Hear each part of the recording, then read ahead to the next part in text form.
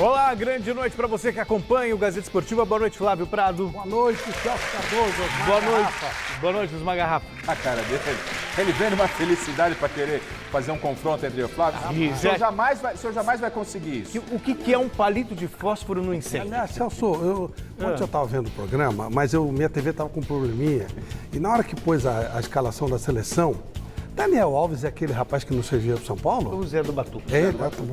Mas teve gente que defendeu na seleção. Depois eu te conto. Vai na lateral. Ó, deixa eu falar uma coisa pra você. Você viu que o programa começou e já tá, né? Eu não tenho nada a ver com isso. O programa tá do jeito que a gente gosta, com muita informação, opinião sobre o que de mais importante está rolando no mundo da bola. Temos as últimas movimentações do mercado, a apresentação do Paulinho no Corinthians, os destaques da Copa São Paulo de Futebol Júnior e uma homenagem ao Dia do Treinador de Futebol, que é comemorado neste 14 de janeiro. Então fique com a gente, voltamos logo depois dessas dicas.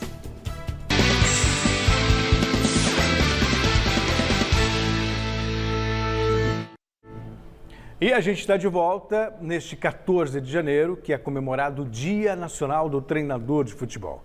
A data foi oficializada em 1993 por uma lei que regulamenta a profissão no Brasil, assinada pelo então presidente Itamar Franco. E para marcar essa efeméride, produzimos uma matéria apontando os técnicos que se destacam atualmente à beira do gramado. E já que estamos falando sobre treinador, esse é o tema da nossa enquete do dia. Quero saber de você, aí do outro lado, também do Flávio e do Garrafa, qual é o melhor técnico entre os grandes clubes paulistas? Abel Ferreira, Fábio Carilli, Rogério Ceni ou Silvinho? Entra no site gazetesportiva.com para deixar seu voto. Você também pode usar o nosso QR Code que aparece aqui embaixo e também participar do programa mandando uma pergunta pelo WhatsApp. 994791633, 994791633. Você pode ganhar essa caneca maravilhosa aqui que o Flávio tem, o Garrafa também, e o seu vídeo tem que ter até 10 segundos. E aí, Flávio, quem é o melhor técnico? Se você for falar de resultado imediato, seria o Abel. Mas eu entendo que no final da história, né? Daqui a 50 anos, quando a gente estiver fazendo Gazeta, já um pouquinho mais velhinhos e tal, o Rogério Ceni vai ficar com o melhor da história. Curioso, porque eu acho até que o Rogério Ceni vai parar futuramente na seleção brasileira. Pode ser. Eu acho que o Rogério ele tem um potencial espetacular, mas hoje, claro, até pelo título. Então vê com a leitura que você quiser. Se for o hoje, o Abel. Se for o história e carreira, acho que o Rogério vai ser o principal. Então, boa noite, Celso, Flávio, galera acompanhando a Gazeta Esportiva. Eu poderia muito ir dentro do que disse o Flávio. Concordo com ele.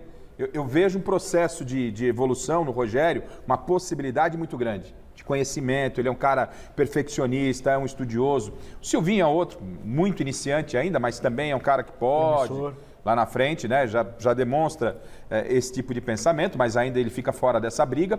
O Carilli já tem o seu perfil meio que definido. A gente já conhece o Carilli, os resultados do Abel são sensacionais, mas a minha ressalva no que disse o Flávio sobre o Rogério não é no aspecto técnico, na forma de enxergar o jogo, é na forma de conduzir o elenco. Eu não sei se o Rogério pode se tornar esse grande treinador pelo processo de relacionamento com o grupo. Eu entendo que esse seria um item que ele ainda teria que me convencer. Mas acho que é algo que ele pode aprender. Sim, claro. Ele pode perceber que agir assim, que a gestão é equivocada. Porque eu falei com o Rogério, ou ouvi, não sei o que falar, não ouvi. Isso partiu do Rogério. Ele tem uma ideia muito clara de trabalhar no exterior. Então, eu tô imaginando o Rogério Ceni, não amanhã, depois, mas em breve, ele tem um projeto de carreira grande de trabalhar no exterior. É por isso que eu acho que ele vai ganhar uma dimensão um pouco diferenciada. E entendo também que quando os treinadores do Brasil agora forem para o exterior, estou falando de time legal, de ponta e tal, né? Não é Arábia. Arábia o cara vai ganhar dinheiro e tá tudo certo, Deus que ajude. Estou falando Europa, League, time legal, time para brigar espanhol. bacana mesmo. Eu acho que esse pessoal mais jovem, ele está se preparando muito para isso. O Roger Machado está pensando nisso. O Maurício Barbieri, que foi citado, tem ligação direta com o pessoal da Alemanha, pela empresa que patrocina. O Silvinho, né, já teve passagem por lá, até pelos cursos que esse pessoal está fazendo e tal. Acho que nós teremos uma visão diferente do treinador brasileiro a médio prazo. tem que ser de médio a longo prazo, porque há um preconceito grande lá na Europa em relação a treinadores brasileiros. Sem dúvida. Acho que não é nem preconceito, é falta de confiança mesmo. Porque, por O exemplo... último que trabalhou num time de ponta foi o Vanderlei Luxemburgo. Não, mas só para ter uma ideia, Rafa, No Real Madrid, né? O técnico brasileiro, ele dificilmente fala inglês, mas o Rogério fala, o Silvinho fala, o Maurício Barbieri fala. Sim. Você começa a ter uma nova geração com o time preparo. Eles eram arredios a estudo, hoje a CBF obriga a estudar e boa parte deles já fez até os cursos lá fora. Por isso, talvez a médio e longo Isso, prazo. você começa porque de imediato entrar, a gente não vê, né? Olha, vamos girar a nossa equipe de reportagem com o noticiário dos grandes clubes paulistas para começar Alexandre Silvestre, diretamente da Academia de Futebol. Parece que o Bayer Leverkusen não vai liberar o atacante Lucas Alário. Grande noite para você, meu querido Alexandre Silvestre. Explica para a gente um pouquinho melhor essa história.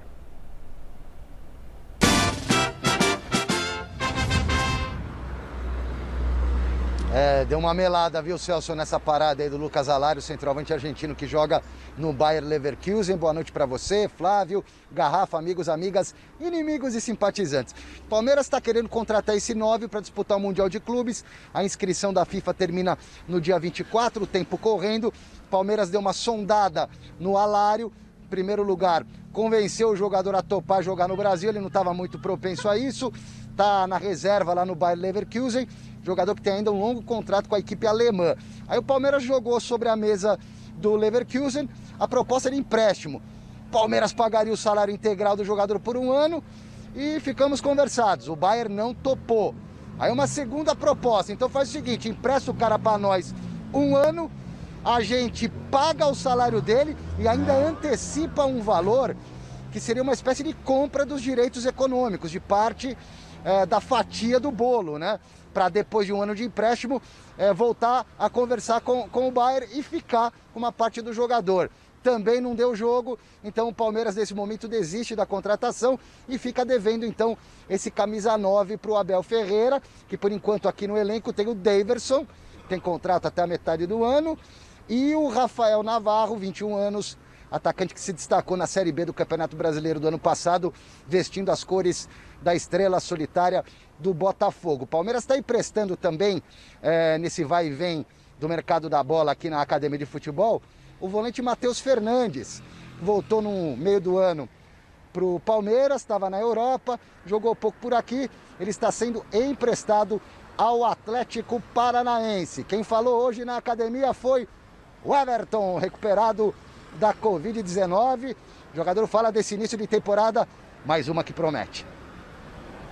Muito agradecido a todos os meus companheiros, a comissão, né, de viver mais essa grande oportunidade. É sempre um orgulho, feliz. O ano começou aí já com, né, não começou tão bem com o Covid, mas começou agora com a notícia boa de voltar a treinar, de estar bem, de estar com saúde, que é o mais importante, e também depois de ser convocado para a seleção, então as coisas têm caminhado muito bem.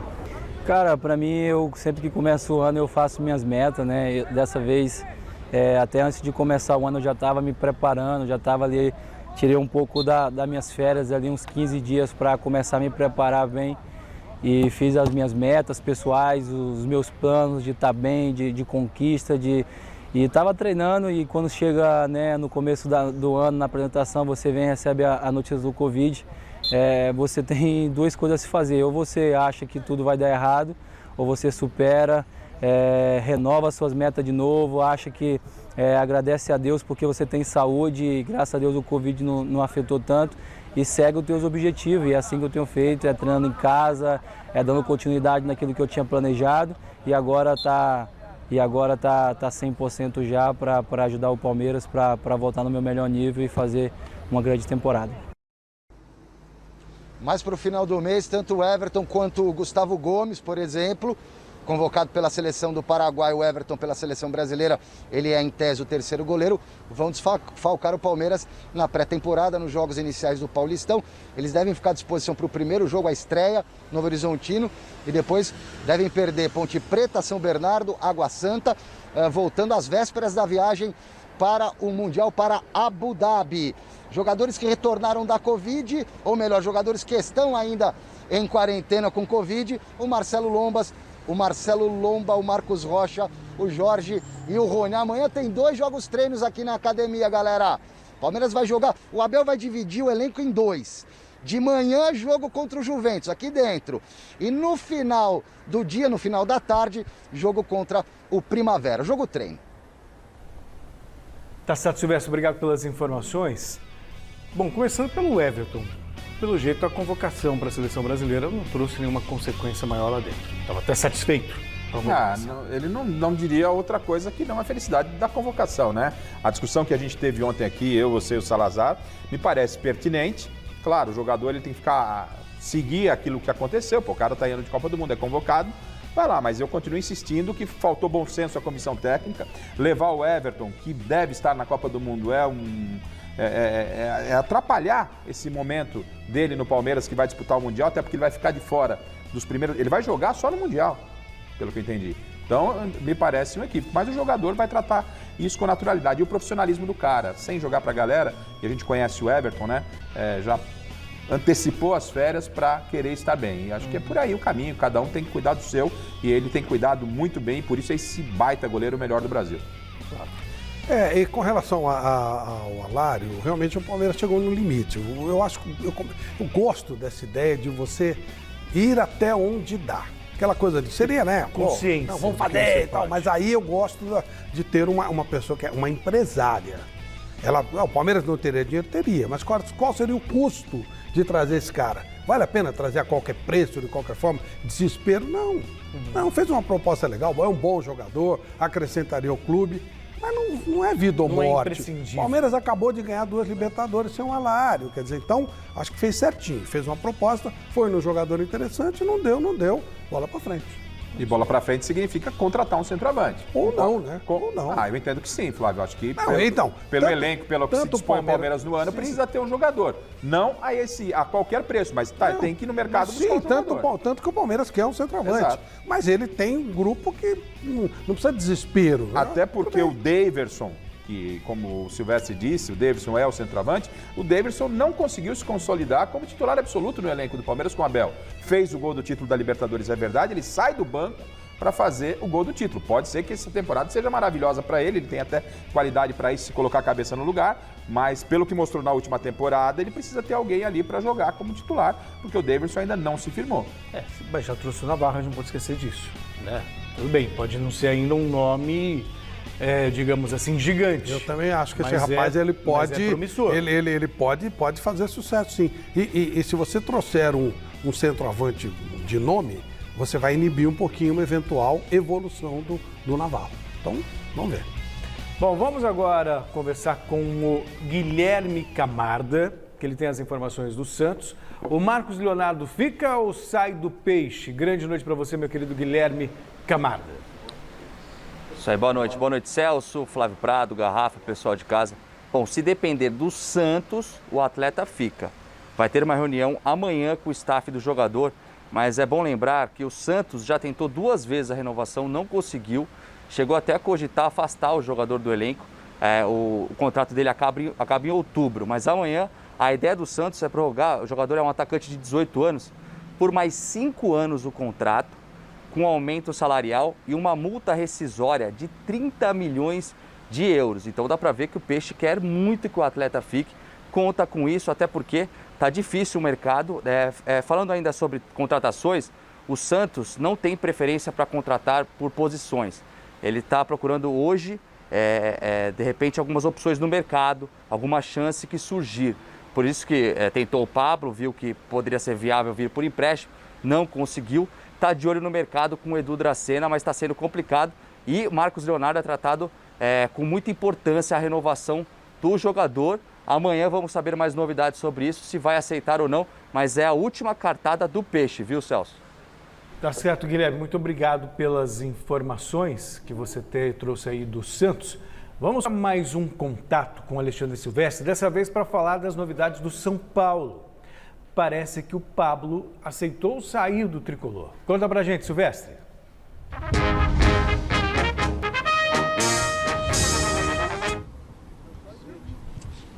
Então, essa dividida aí tá complicada, Celso, porque o Pablo topa rescindir contrato, mas quer receber os atrasados, imagem e salários de 2020 para cá, E o São Paulo, leva em consideração que investiu 26 milhões de reais para comprar o Pablo anos atrás do Atlético Paranaense.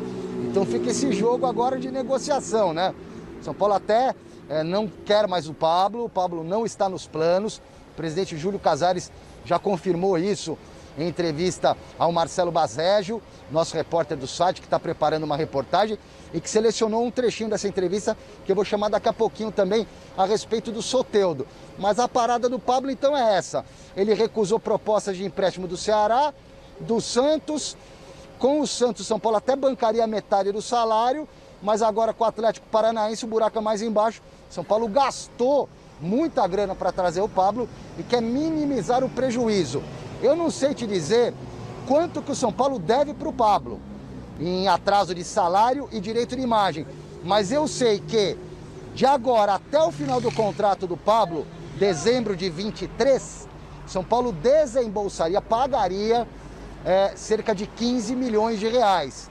Então, pelo menos o São Paulo estaria economizando 15 milhões, mas está querendo uma compensação financeira para se desligar, liberar o Pablo e cada um seguir o seu rumo.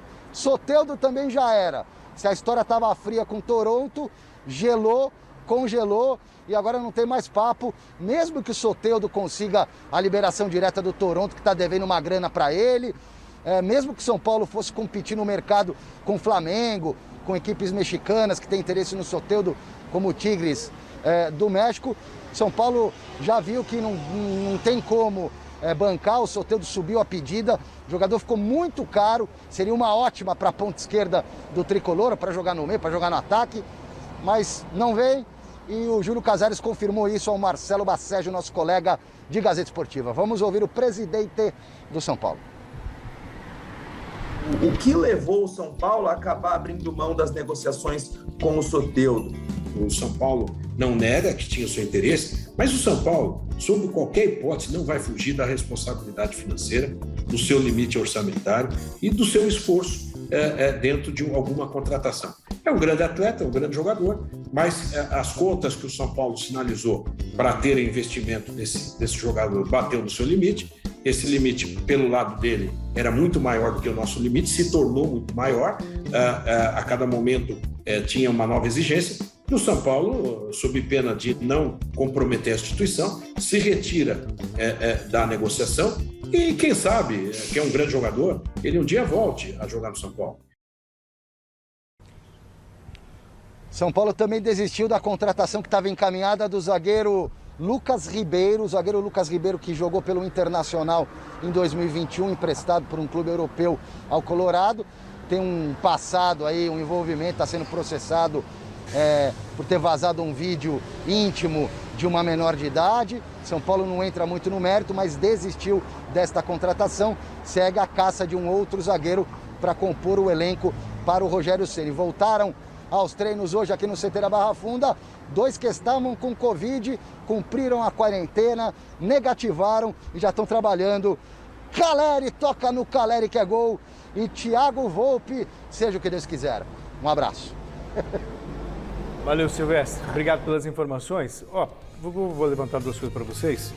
Uma digna de elogio, o Flávio falava agora, quando ele fala que tem limite para contratar o Soteldo. Está de parabéns, é isso mesmo. Agora, não vem com essa conversa de que investiu um dinheirão no Pablo, que o Pablo não tem nada a ver com isso. Então, se o São Paulo deve para ele, que pague e pronto. É o São Paulo que não quer o Pablo. Sei lá, estou errado? Não, é isso. Com relação... Eu tenho cobrado o São Paulo está entrando no mercado, comprando. Eu não gosto muito disso. Você tem que estabilizar o clube e o Júlio nunca escondeu que o São Paulo está quebrado. Se fosse uma empresa, ele estaria quebrado, né? Falido. Não só o São Paulo, né? São Paulo, Corinthians, Atlético Mineiro, né? Sim. A grande parte dos clubes brasileiros estariam quebrados. Eu diria a maioria. Isso. Então você não pode sair gastando, você tem que estabilizar, você tem que chegar e falar, gente, é o seguinte, ganhamos o Campeonato Paulista, vamos segurar, vamos ficar 2, 3 anos na boa e depois a gente volta com grande nível. Então me agrada essa situação de há um limite de gasto, E com relação ao Pablo é isso, né? Eu não vi o Pablo pedir para sair. Então quem quer romper o contrato tem que pagar o contrato, não tem muito o que fazer. Aliás, não é opção, né? Se não fizer isso, o jogador vai para a justiça e vai receber. Não tem muito o que fazer. Pode não receber agora, recebe lá na frente. Mas aí é comprometer o orçamento do clube lá no futuro. Não tem o que fazer. E mesmo não tendo sido o Casares que contratou o Pablo, né, por essa quantia que o São Paulo entende que é uma quantia elevada, ninguém colocou revólver na cabeça da diretoria anterior para contratar o Pablo. São Paulo Futebol Clube, não estou falando nem pessoa física, estou falando na instituição, que na oportunidade era representada pelo Leco. Foi lá e trouxe o Pablo. E até ganhou uma concorrência. Não é isso? Foi uma briga para trazer o Pablo. Então agora... Foram 7 milhões de euros na época, né? A gente não tem muito o que fazer isso aí. Às vezes você contrata um jogador achando que não vai dar em nada, o cara vira um baita jogador e você ganha uma grana em cima. E às vezes você contrata um jogador, investe pesado e não vira. Isso é normal. E outra coisa, como é que o cara se sente tendo dinheiro para receber e ver o clube investindo na contratação de outros jogadores? Não tem que abrir mão. O que é combinado não é caro. Então o Pablo está na razão dele. Tomara que as partes se acertem, porque o Pablo pode estourar novamente, ter uma boa temporada ou no Santos ou no Atlético Paranaense e o São Paulo acabar economizando com a saída do Pablo. Seria bom para todo mundo. Eu acho que o São Paulo tem conduzido muito mal. Conduziu mal com o Daniel Alves, está conduzindo mal com o Pablo. O Éder é algo parecido também, que o Éder... Ok, não se firmou tudo, mas o São Paulo deve... O problema é a falta de dinheiro, Celso, não tem jeito. Né? Ah, mas aí... Não, tô falando, é um problema sério, porque a gente conhece o Casares, sabe das intenções, mas você chega uma hora, ele não tem de onde que é. É por isso que eu falo, tem que tirar o pé. Tem horas que você... Eu lembro os caras que mudaram a história recente do Flamengo e do Palmeiras. Bandeira de Melo e Paulo Nobre. E os dois... o Paulo Nobre, o time quase caiu e o Flamengo, o Bandeira de Melo saiu de lá corrido. Mas essa era a ideia, Flávio. É isso, E por que não vingou a ideia? Quando estourou, vazou o áudio do Muricy e do Rogério. O Rogério falou, ó, vou sair. O Muricy falou, também vou abandonar o barco, porque vai ficar dentro dessa filosofia que pode ser realmente a mais correta. Aí o Casares se viu totalmente pressionado e foi atender os anseios do treinador. Então, resolve por um lado, fica o Rogério, fica o Muricy, mas o problema continua. E aí não entra nessa história que o Flávio está falando. Mas isso já começou com a história do Paulistão Champions League. São Paulo queria ganhar o Paulistão de qualquer jeito, transformou numa Champions League e começou a trazer jogador. O custo do ano passado não foi barato, não. Não foi pro Paulistão, Flávio. Foi para ganhar. Não pro Paulistão. Eles começaram a contratar jogador indistintamente para poder ganhar o campeonato. Eles queriam comemoraram como se fosse a Champions League mesmo. Mas tem que ser. Não, mas eles gastaram para isso. Esse é o ponto. O Éder é reflexo disso. O Benítez é reflexo disso. O Willian é reflexo disso. Novo. Então, por isso que eu tô falando. Já ganhou o Paulista. Contratou no desespero. Então não foi. Fez de qualquer jeito no desespero. É a filosofia. Então, mas fez isso no desespero para ganhar o título. E continua fazendo achando agora. Que ia mudar. Agora, pelo menos, tirou o pé com o Soteldo, tirou o pé com outro menino, Bruno, se bem que é outra situação, né? Mas, de qualquer forma, o São Paulo tem que baixar a folha salarial, tem que diminuir, tem que falar, olha, nós estamos numa situação inferior, daqui a pouco a gente Mas o São Paulo muda. já trouxe 5 jogadores, não mudou em relação ao ano passado. Já trouxe 5, fez exatamente o que fez o ano passado, mesmo já tendo conquistado a Champions League, vocês falam, hein? A gente não precisa nem estender. Me lembrou muito, a Alemanha fez essa reestruturação em termos de liga, de não investir, não trazer cara de fora, fortalecer a base, para depois... Tem que ter aquilo roxo. A vida da gente é assim. Se você não tiver uma base, uma casa... Você constrói uma casa pela base. Se a estrutura for falha, a casa cai. E é isso, é normal, tem que fazer isso mesmo. São Paulo tem que gerar um clima de austeridade. O Santos está fazendo isso com o Rueda e tem que fazer mesmo. Senão não vai, senão não adianta. Bom, hoje foi dia de apresentação de reforço no Corinthians.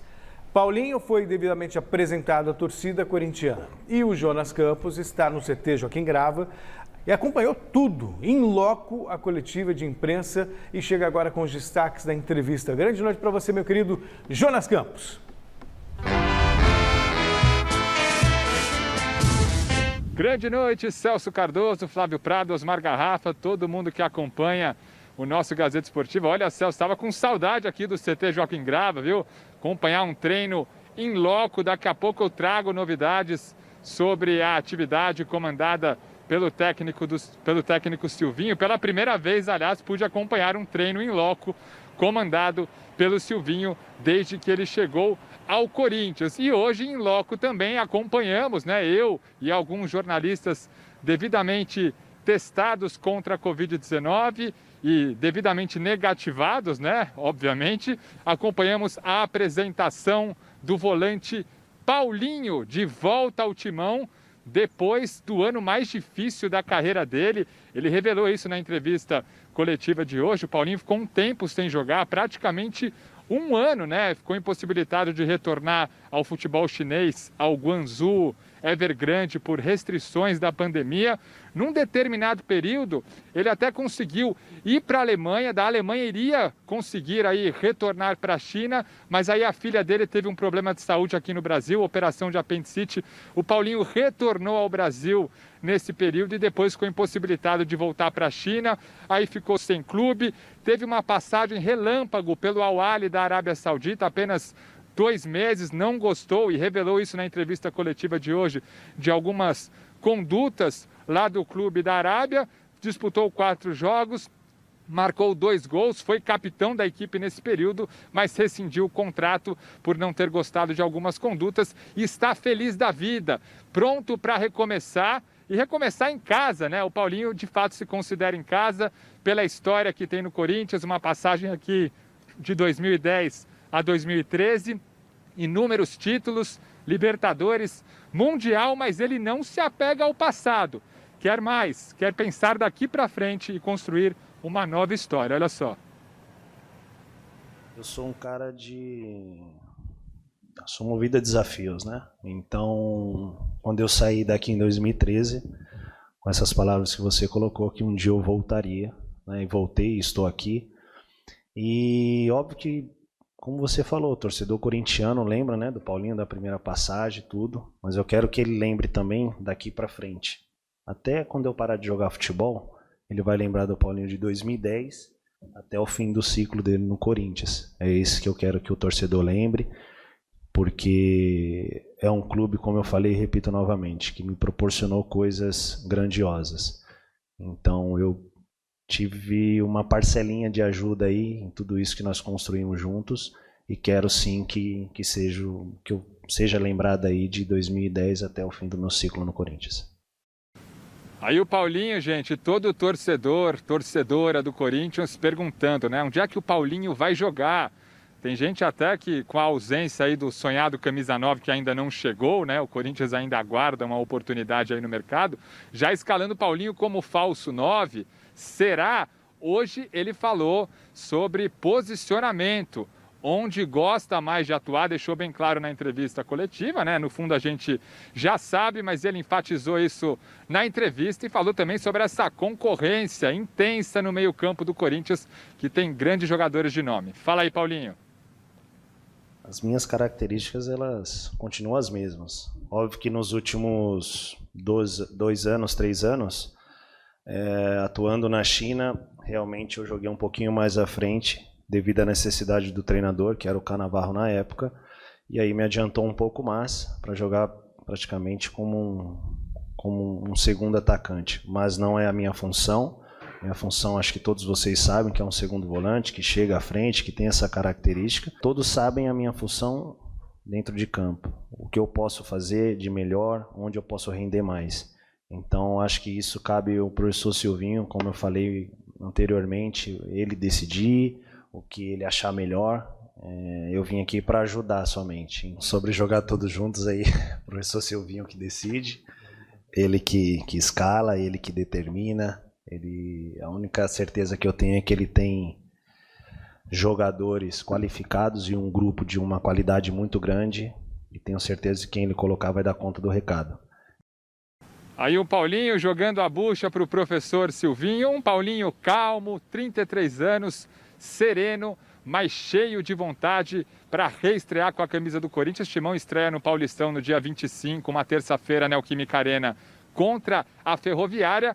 O Paulinho deu a entender que 90 minutos talvez ainda seja muito, né? Gradativamente vai retomando o melhor ritmo, a melhor forma. Ele que, nesse um ano difícil que passou, acabou treinando muito em casa. Inclusive revelou que é complicado treinar em casa, né? Inúmeras dificuldades. Mas agora está de volta à rotina num clube de futebol, na casa dele. Paulinho de volta ao Coringão. Celso. Obrigado, Jonas. Ontem, acho que foi o Atuesta que falou, né? Quando ele estava se definindo. Eu sou um 8. Paulinho, para mim também, ele é um 8, levando em consideração a antiga. E aí, se o Corinthians jogar num 4-3-3, ele pode ter o Cantillo de volante, Paulinho segundo volante, Renato Augusto de meia, talvez Dance o Juliano, e 3 atacantes à frente. O William, Roger Guedes e o 9. E se não tiver esse 9, aí acho que joga no 4-4-2 com o Juliano. Não sei. Estou especulando aqui. Assim, eu vejo que pro nível do futebol brasileiro, parece que o jogo acabou. Eu acho que é uma falta de respeito. Uma coisa é você colocar o Paulinho numa necessidade, ele pode até, como jogou lá na China, aparecer como segundo atacante. Numa necessidade. O Corinthians tem o jogo. Pro nível do futebol brasileiro, o Corinthians tem o jogo. E o jogo foi extremamente importante no final da temporada para que o Corinthians chegasse a essa vaga direta da Libertadores. Querer transformar o Paulinho num atacante, né, demonstra que você está investindo, e o Flávio fala muito dinheiro, que você investiu o seu dinheiro errado. Se você precisava tanto de um 9, não contratasse o Paulinho. Paulinho pode quebrar um galho por ali. Agora o pessoal esquece que tem o Jô dentro do elenco, então dispensa o cara, pô. Não é assim, o Jô não é. Nossa, parece que o Jô é nota 0, não é isso. Mas a pergunta foi, ele respondeu a pergunta do jornalista. Não, né? Perfeito. E outra coisa, se o Jô tivesse com essa bola toda, a diretoria do Corinthians não ia falar que estava atrás de um 9 de peso. Por que não? Agora eu acho assim, ó, o Paulinho, o Jonas contou pra gente, o ano passado foi difícil para ele por uma série de circunstâncias, e 2020 foi o ano da pandemia. Sim. Portanto, na verdade, nós temos um jogador parado há quase 2 anos, um jogador de 33 anos. Essa condição do Paulinho, você precisa ter muito cuidado para não estourar o jogador, você tem que ter parcimônia, e o Silvinho fez muito bem esse trabalho no ano passado. A verdade é que o Corinthians tem jogadores, dá para discutir o nível técnico do Paulinho, jogador de Copa do Mundo, de um Renato Augusto. De Premier League, de Barcelona. Só que esses jogadores não têm mais a mesma força que tinham. O próprio William. Então, o Juliano também. Então, o Silvinho vai ter que trabalhar com parcimônia. Poucas vezes eu acho que eles todos vão jogar juntos.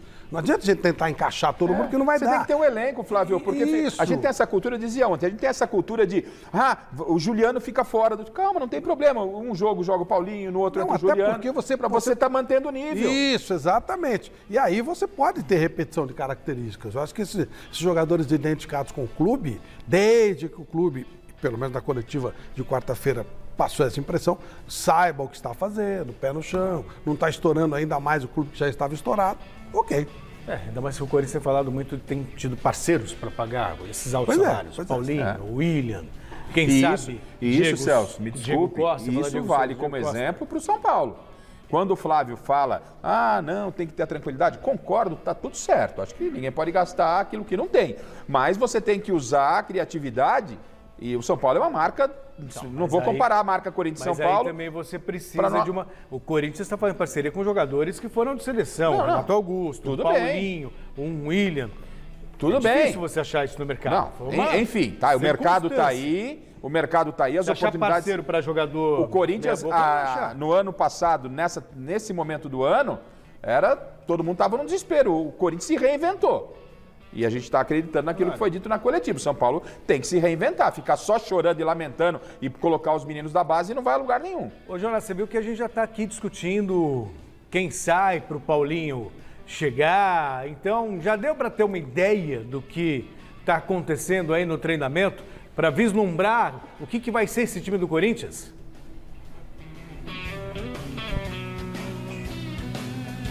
Tivemos um esboço, viu, Celso? Seria injusto da minha parte, né, cravar um time titular no lugar de quem o Paulinho entrou, porque foi um treino com uma série de circunstâncias. Por exemplo, o Renato Augusto e o William trabalharam à parte, porque se reapresentaram para a pré-temporada um pouquinho depois por causa da Covid-19.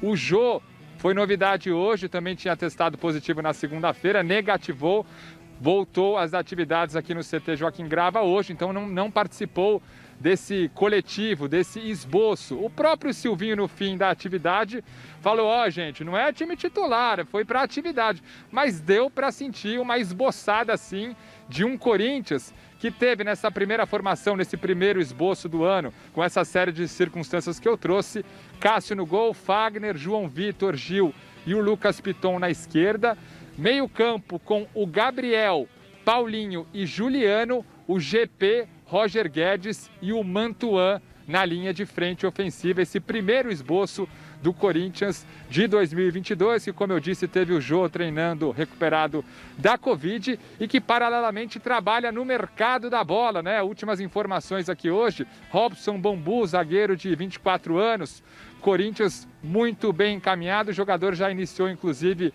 exames médicos, né? Exige um cuidado aí, porque o Bambu não joga desde março do ano passado por causa de uma cirurgia no tornozelo, então muita atenção nos exames médicos, mas é um jogador que tende a ser anunciado na semana que vem. Goleiro Ivan da Ponte pegou Covid-19, então talvez isso esteja atrasando um pouquinho as burocracias, os exames médicos, mas é um jogador também muito bem encaminhado aqui no Corinthians e pode pintar já na semana que vem. Celso. Tá certo, Jonas, muito obrigado pelas informações bom nome, aí hein? do Corinthians. Oi? Bambu é um bom nome. Ele é bom jogador. Bambu, jogador né? rápido, é que foi falado, né? Precisa ver depois da cirurgia e tal. Mas um jogador rápido, um jogador de boa saída de jogo, é uma compra interessante. Se for o mesmo jogador do Santos. Né? O Jonas falou das circunstâncias, não podia contar com o Renato Augusto, com o William. Acha que dá para pegar como base aí do que está pensando o Silvinho? Será que ele vai de Gabriel no meio? Bom, alguém precisa marcar, né? Eu disse isso ontem. Vamos ver. Tem que esperar. Depende do jogo, né? Depende do jogo. Por exemplo, o Campeonato Paulista dá para você treinar à vontade. Né? O nível dos adversários é bem baixo. E dá para você fazer várias especulações, colocar, ver situações de jogo. Claro, né? claro. Todo mundo lacra demais. Esse negócio de internet começa a virar uma mania. Porque às vezes, deu na internet que a torcida do Palmeiras está brava, por exemplo, com a Leila. Aí você vai lá, tem 5, 6 caras que postaram, parece que o mundo tá bravo. A torcida do Palmeiras não são 6 tweets. Tem muito isso. Não é? Então, o Gabriel não serve. 3 caras postou assim, Gabriel tomou 2 canetas, choveu lá umas 20 mensagens na internet, o Gabriel não serve mais. É claro que é um jogador de característica de marcação, precisa ter a marcação, ele pode não ser titular, mas em determinado momento você precisa dar uma segurada no meio campo, você tem um jogador com essa característica. São alternativas para o técnico. A gente parece que há uma fartura de jogador e de grana para se contratar jogadores. Não pode se jogar muito fora ou se desprezar aquilo que você tem em casa. E a base, né? Não é? E principalmente a base. A base, viu o Mantuan, vimos aí o GP, né? Tem aquele outro menino, o Adson, que também jogou. Você vê que nem GP. Tem que ser olhado. Isso, esses caras têm que ser olhados com carinho dentro do elenco. Claro que sim. Eles podem fazer dinheiro pro clube. O Mosquito não fez uma diferença danada na seca do Corinthians. Quem apareceu? Quem começou? Era uma jogada única? Era única, só tinha o Mosquito. Eu entendo o que você está falando, Garrafa. Jogadores que foram importantes no contexto e que podem ser muito úteis. Mas quando você tem Paulinho, a história que tem, Copa do Mundo, Renato Augusto, Copa do Mundo, o William, Premier League, Copa do Mundo. Se chegar, sei lá, Diego Costa, Copa do Mundo. Quantos jogos na temporada? Guedes. Quantos jogos na temporada? Bem, idade desses caras. Mas você pensa num time base. E aí, quando você pensa num time base, com todo respeito, o Mantuan tem um futuro brilhante, o Duqueiroz mas ninguém está pedindo o Gabriel titularidade para esses caras. Então. O Duqueiroz também. Mas ou seja... Eu acho que vai acabar sendo uma mescla. Já pensou pro Duqueiroz? Pô, eu sou reserva desse timaço no Corinthians? Pô, tem que, E pode, de repente, com o tempo, não é isso? jogar e ganhar a posição. Então, eu acho que tá certo. A vida mostra isso, hein? Time de estrelas sempre tem alguém que ninguém espera e acaba fixando. Vamos guardar bem esses nomes pra gente ver no final do ano, daqui a 6 meses, quem vai estar jogando de verdade. E outra coisa, para esses garotos é fundamental, é até melhor você ter um time de estrelas. Quando você entra, o time tá ajeitado. O difícil é a molecada entrar para resolver. São poucos que têm capacidade para isso. Não é provocação, mas o chileno me lembra que o Silvinho também é a Copa do Mundo. Como auxiliar do Tite. O Silvinho tem uma história dentro do clube também. É outra lacração também que fizeram com o Silvinho. O Silvinho ganhou Champions. O Silvinho tem um histórico como atleta sensacional no Corinthians. Auxiliar do Mancini. Sim, do Roberto Mancini, né? claro. E aí as pessoas falam de maneira pejorativa, porque estudou na UEFA. E que tivéssemos no futebol uns 50 mil Silvinhos. Não, mas estudar no Brasil é um negócio que costuma dar problema. O cara, quando estuda muito aqui, não é muito bem visto. E que a gente tivesse pessoas que pensam como Silvinho, vários Silvinhos aqui no futebol brasileiro. É um cara nível top e um profissional que a gente vê que busca crescimento e tem capacidade para isso. O futebol, o estudioso é mal visto. Há preconceito quando o cara que estuda. É verdade. Não é, eu não sei nas outras áreas, mas no futebol, o cara estudioso, ele é mal visto. Parece que, assim, quando você é só um acadêmico, você nunca chutou uma bola, você só estudou, talvez possa gerar, eventualmente, um um certo preconceito. Não. O Brasil ganhou 5 Copas, em 2 era cara que nunca jogou. Eu sei, mas se comentava, nunca deu um chute na bola. Tal. Já ouvi isso do Parreira e de profissional. Então, o Parreira foi campeão do mundo, o Fiola foi campeão do mundo. Mas falava de uma maneira pejorativa. Agora, nem isso cabe para o Silvinho. Silvinho foi jogador que defendeu a seleção brasileira, foi campeão de Champions League, jogou no Barcelona, jogou tudo, tem um histórico, participou de Copa do Mundo como auxiliar do Tite. Poxa vida, e o trabalho dele no Corinthians, pelo amor de Deus, terminar em 5º lugar nas circunstâncias que a gente imaginava o Corinthians, foi um feito e tanto. E, gente, de cara, hein? Com todos esses reforços, não dá para brigar com o Palmeiras, com o Atlético e com o Flamengo. Não dá. Eles estão no outro. Não dá. Eles estão numa outra pegada. O nível é outro. É outro papo. É um mesa redonda bom isso aí, viu? Já podemos começar a nossa reunião do mesa redonda, viu? Eu acho que você vai propor quem é melhor, Corinthians e Atlético, Corinthians e Flamengo, Corinthians e Palmeiras. Sei não, hein? Vai dar. Domingo tem Chico Lang aí. Deixa. O Chico daqui a pouco tá aí, hein? Aliás, não vamos falar do nosso primeiro título mundial? Hoje é aniversário. É verdade, hoje é do aniversário. nosso primeiro mundial no Rio. O programa tá indo bem. Não, mas eu tô aí falando, ele tem. Eu estou prestando. Vocês perceberam que ele não passa um programa sem provocar você. Você, corintiano, que tá aí do outro lado. Olha o sorriso maroto quando ele faz isso. Vem cá. É nóis. É toda vez essa história. Prestar homenagem ao time que ganhou o campeonato mundial aqui no programa é debochar. Pelo contrário, né? Parabéns, Corinthians, pelos 22 anos, né, da conquista do Mundial. Tá na dúvida, não me pergunta diferença de matemática. 22. Você tá na dúvida e joga pra gente. Copa São Paulo de Futebol Júnior vai afunilando, quase que eu falo afundando, não, tá afunilando. Ontem tivemos o encerramento da segunda fase da competição, o começo do mata-mata. Vamos ver a pergunta que mandaram pelo WhatsApp. Roda aí. Boa noite, amigos do Gazeta Esportiva. O melhor técnico da atualidade é o Abel Português, Jorge São Paulo. Cardoso, Osmar Garrafa e Flávio Prado. Fazer uma pergunta para o Osmar Garrafa. Por que o Corinthians não vai atrás do Pedro, do Flamengo, e deixa essas gringaiadas para trás?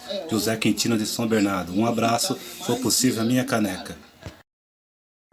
E aí, o diretor falou aqui no ponto, aqui na hora da pergunta aqui, eu perdi a pergunta, ele falou da gringaiada do Flamengo, eu dei uma comida de bola aqui. Porque o Corinthians não vai na mesma linha do Flamengo. Né?